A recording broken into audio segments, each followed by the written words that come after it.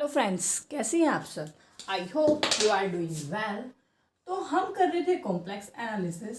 आज हमारी class number है 7।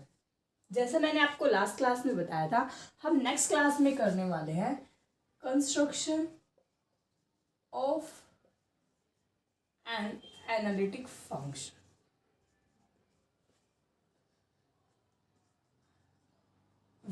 where रियल पार्ट या इमेजिनरी पार्ट गिवन।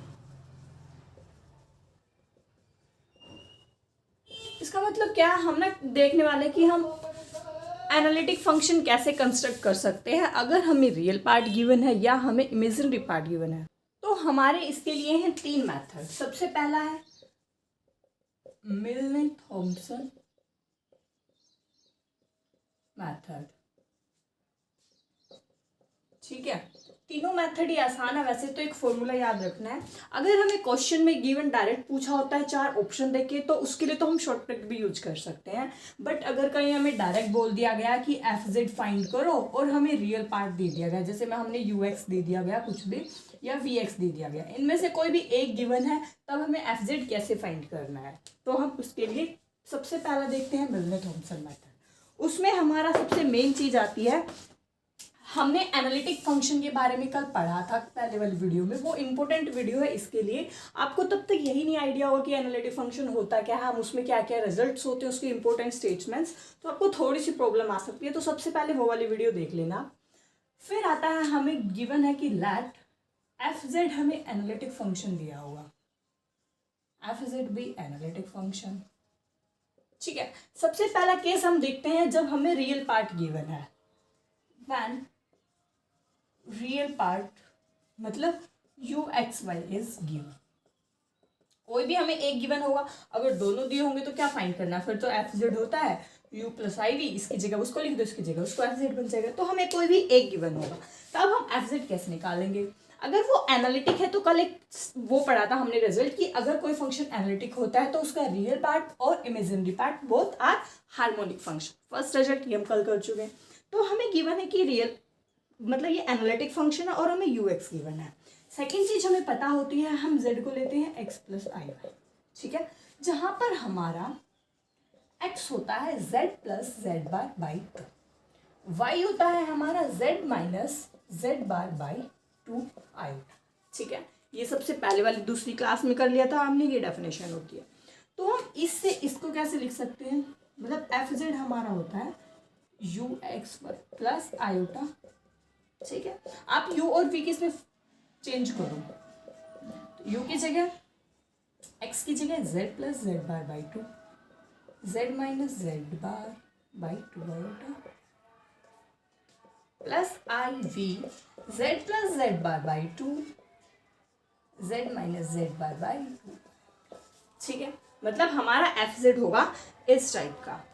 अब सेकंड एक और हमने रिजल्ट पढ़ा था, मतलब मैं इनको ना इस मिलने थॉमसन मेथड की जो एक रिजल्ट है लास्ट में, उसका थोड़ा हल्का हल्का प्रूफ का आइडिया दे रही हूँ, क्योंकि हमें डायरेक्ट प्रूफ में घुसने की तो जरूरत नहीं है। हमें कहीं पे लिखना नहीं आएगा कि आपको प्रूफ लिखो उसका, हमें बस हल्का हल्का आइडिया हो ताकि हमें फॉर्मूला याद करने में थोड़ा ईजी रहे। ठीक है, तो हमारा एफ जेड हो गया ये।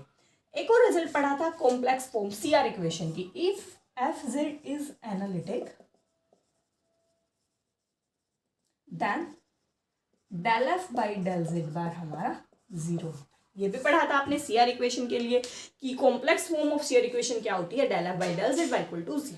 ठीक है, अब कल पढ़ा था कि एफ जेड अगर एनालिटिक होता है तो वो सी आर सेटिस्फाई करेगा ही। तो अगर हमारा एफ जेड एनालिटिक है तो definitely del F by del Z bar भी हमारा इक्वल टू 0 होगा। देखो सारी क्लासें ना पीछे से कनेक्ट हो रही है, इसलिए आपको बोलती हूँ कि पहले पीछे वाली क्लास तो ना कॉन्टिन्यूटी रेगुलरिटी बनाए रखो ताकि आगे कंफ्यूजन ना हो।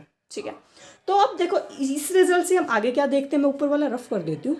नेक्स्ट हमें क्या पता है कि एफ डैश जेड क्या होता है, u x plus i y v Y. ठीक है, मेन तो होता है हमारा जैसे ये v x o v x रहेगा, दोनों को सेम उसमें ले रहे हैं।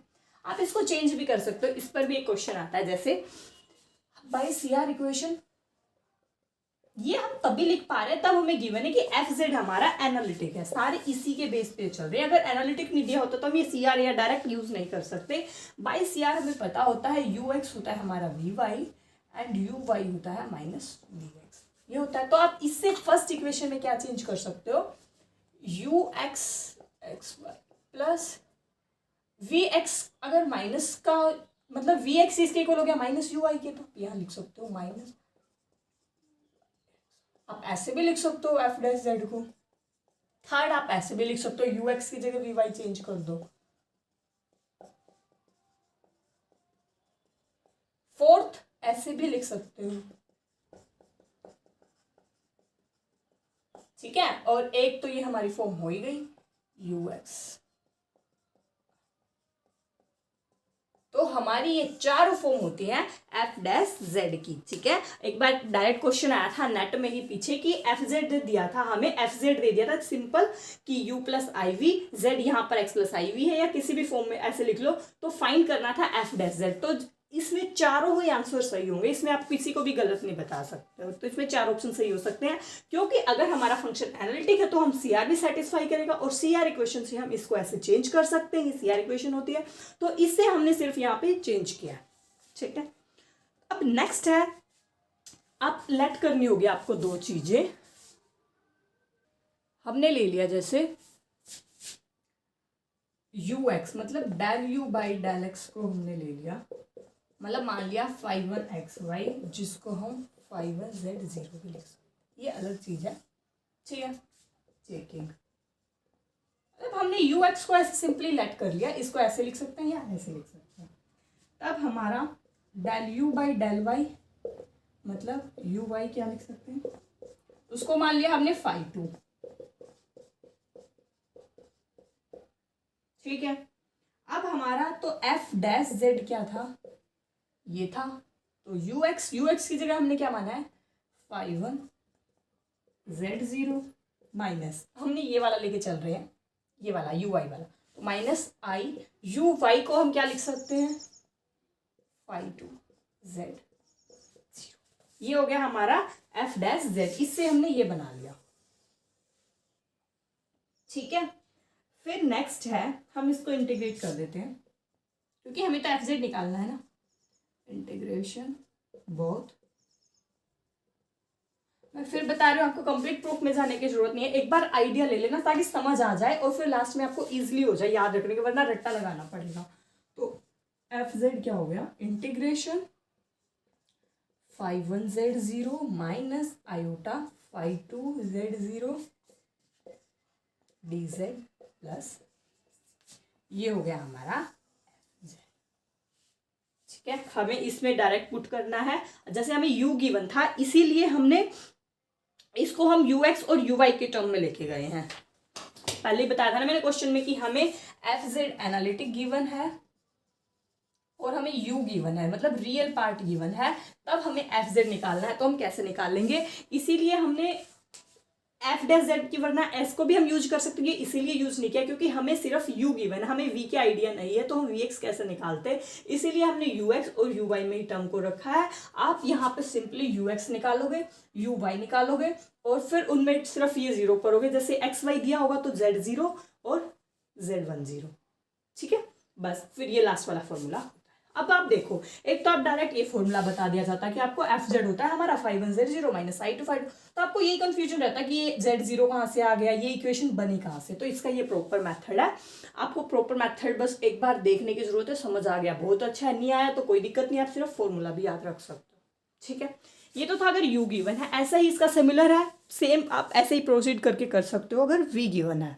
तो when imaginary part is given, मतलब when V is given, then हमारा क्या होगा, F Z integration psi one Z zero plus I psi two, ठीक है। जहां पर हमारा साई वन होगा del we by del Y and psi two होगा डेल वी वाई, ठीक है। मतलब वी वाई, कंफ्यूज मत हो जाना, हल्का सा चेंज है, सेम फॉर्मूला है, फाइव वन की जगह पर साई वन यूज किया है, सेम है, बट यहाँ पर हमारा फाई वन था, यहाँ पर हमारा फाई वन है u x and phi two है यू वाई। यहाँ पर हल्का सा ट्विस्ट है, यहाँ पर साई वन हमारा वी वाई है और साई टू हमारा वी एक्स है, ठीक है, वरना सेम ही है फॉर्मूले, बस ये चेंज करना। तो ये तो हो गया हमारा मिलने Thomson method.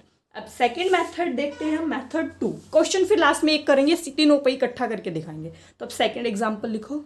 Second method same, हमें एफ जेड एनालिटिक गिवन है, f Z is analytic function and u is given, मतलब रियल पार्ट गिवन है, ठीक है।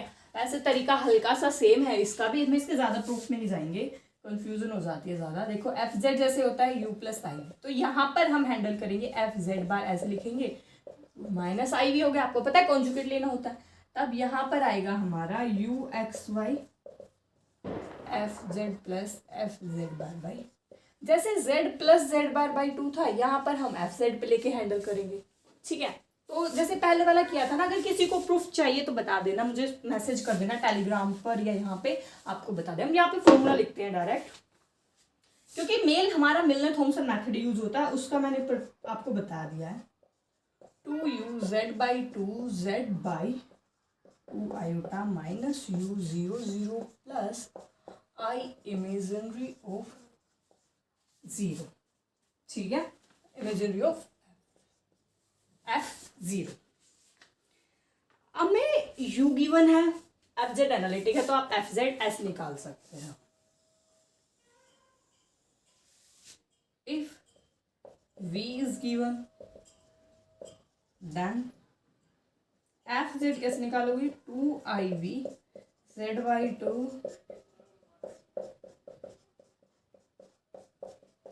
रियल ऑफ f0, ठीक है। बस हल्का सा चेंज है, यहाँ पे 2u है तो यहाँ पर i भी लिख दिया, अंदर सेम पुट करना है, यहाँ u है i भी आ गया, वहाँ इमेजिनरी f0, यहाँ रियल f0, तो ये तो वैसे भी कोई कांस्टेंट वैल्यू ही आएगी, तो आप ऐसे लिख सकते हो डायरेक्ट, ठीक है। उसमें हमने यूज किया था, तो इसमें हम जैसे इसके लिए हम यूज करते हैं F Z minus F Z bar i2 iota, वही सेम है, z minus Z bar by 2 iota, V imaginary part के लिए यूज करते हैं, तो सेम, ठीक है। वहां पे क्या था देखो, हल्का सा ट्विस्ट है, x को लेते थे हम z plus Z bar by 2, y को लेते थे z minus Z bar by 2, ठीक है। जहां पर हमारा z होता था x प्लस, फिर आता है हमारा एफ जेड को लिखते हैं हम u x y iota v x y, मतलब u और v भी हमारे एक्स वाई के फंक्शन होते हैं, तो यहाँ पर हमारा यू एक्स वाई किसके इक्वल होता है, f Z plus F Z bar by, और v F Z minus F Z bar by. यहाँ पर फंक्शन एक्स वाई में चला जाता, तो इसलिए हम फंक्शन में ही बात करते हैं, वहां पर सिर्फ जेड में बात कर रहा था तो हम सिर्फ एक्स वाई कार्टेशियन फॉर्म में ही बात कर रहे थे, बस इतना सा डिफरेंस है। उसमें हमने एक्स वाई को यूज करके लिखा था मिलने थॉमसन में प्रूफ, इसका हम यू एक्स वाई को यूज करके प्रूफ निकालते हैं, ठीक है। तो आपको ये फॉर्मूला याद रखना है, f v is given f Z is 2vi वाला और ये वाला, ठीक है। अब थर्ड और लिख लेते हैं हम, फिर एक क्वेश्चन करेंगे। थर्ड मेथड हमारा थोड़ा डिफरेंशियल से मिलता जुलता है, same f is u plus i v analytic and u is given, ठीक है। आपने डिफरेंशियल में एक एग्जैक्ट इक्वेशन पढ़ी होगी, ठीक है, जिसने नहीं पढ़ा डिफरेंशियल का भी सारा कोर्स पढ़ा, आप देख लेना। एग्जैक्ट इक्वेशन में क्या होता है, del M by del y equal होता है del N by del x. Equation होती है m d x plus n d y. इस टाइप की हमारी कोई डिफरेंशियल इक्वेशन होती है, तब अगर वो एग्जैक्ट है तो del M by del Y और del N by del X equal होता है, ठीक है। तो मेथड थोड़ा सा इससे मिलता जुलता है, तो हमारा होता है जैसे हम डी वी को लिख सकते हैं del we by del x plus del we by del y, ये डेल है, डेल तो पता है ना पार्शियल डेरिवेटिव वगैरह में यूज करते हैं, यहाँ पर कंप्लीट, तो बात डी होता है कंप्लीट डेरिवेटिव दिखाने के लिए, डेल होता है पार्शियल, मतलब हम उसकी टर्म में और लिख सकते हैं del we by del y, ये डी है यहाँ डेल है, ठीक है। आप सी आर सी क्यू को कैसे लिख सकते हो, minus del you by del y del you by del x. C R equation use कर दी ना, वी एक्स किसके इक्वल था, minus u y, and v y equal था, ठीक है। सी आर इक्वेशन थी, एनालिटिक है तो सी आर यूज कर सकते हैं, वो बस यहाँ यूज। अब इसको हमने ले लिया एम, इसको ले लिया एम, ठीक है। अब फिर एग्जैक्ट इक्वेशन से यूज कर, जैसे अब हमारी इक्वेशन बन गई ये, ठीक है। अब हमें तो इसको इंटीग्रेट करके निकालना होता तो हम इंटीग्रेशन के लिए जैसे एग्जैक्ट वाला फॉर्म यूज कर सकते हैं यहाँ पे। तो हम चेक करेंगे डेल एम बाई डेल, ये इक्वल ही मिलेगा, मतलब ये एग्जैक्ट इक्वेशन ही बनती है। वो क्यों बनती है हम यहाँ पर यूज कर सकते हैं, जैसे तब हमने इसका किया del M by del Y किया, ठीक है। एम क्या था, del you by del X, तो del into del you by del Y, minus M ये था ना माइनस डेल यू बाई, तो ये क्या हो गया del square u by del del by, m की जगह यूज किया हमने del you by del x, और यहाँ पर हम कर रहे हैं इसका तो डेल बाई डेल वाई, ठीक है। तो डेल वाई स्क्वायर हो गया हमारा, और माइनस अब हमने del N by del x किया था, तो डेल बाई डेल एक्स है ही, एन क्या था डेल यू बाई, तो del square u by del x, ठीक है।